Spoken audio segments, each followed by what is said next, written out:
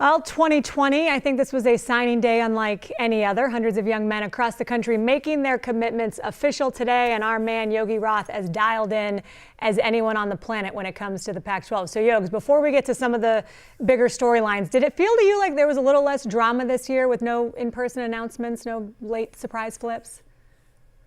Yes. I mean, there were still a couple flips here and there, but you're exactly right. The drama subsided. And I think it's because of the Zoom culture we're in.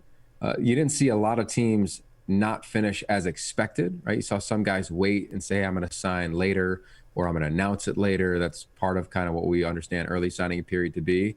But yeah, not a ton of drama because there wasn't a lot of attention on it, to be honest with you. It's not like there was a bunch of signing day shows. It's not as though, as you referenced, any big announcements. It was, hey, everybody's got their own conference championship game for the most part. The CFP argument is in full effect. The holidays are around the corner. So I think a lot of that contributed to a lack of drama. And I think even the portal, you could say, had an element in that.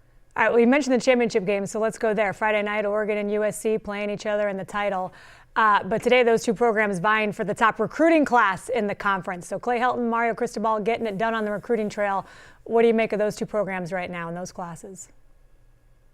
Phenomenal, honestly. I mean, they're what you would expect. I think if you were living on the East Coast or another region around the country, you'd be like, yeah, SC and Oregon, those are the teams that should roll in recruiting. And kind of like how we would expect maybe an Alabama or a Clemson or Ohio State, SC and Oregon did exactly that. And that's what makes Friday night so appealing because players from California have gone to Oregon in recent years or other areas in the Pac-12, and they've battled USC and a lot of these guys. I think today, some of the highlights, Thompson is going to be the name, I think, when you're at Oregon. This is one of the more highly ranked quarterbacks they've ever gotten. I think his talent is through the roof. I think he'll push Tyler Shuck. I think he'll eventually just make Tyler Shuck to be even a better player. You know how I feel about him already. But the future is going to be really bright with Ty Thompson and Joe Moorhead. At receiver, they did a really nice job bringing in multiple receivers that I think are game changers. Then at USC, crushed it at QB. And we know about all the transfers and what that lack of depth is at USC, at their campus, within their roster. And now they add Miller Moss, who has been committed for a long time, top 10 quarterback in the country, and Jackson Dart. This is a guy who came out of nowhere, Ash. This time last year, he had an offer from Fordham, Louisiana Lafayette.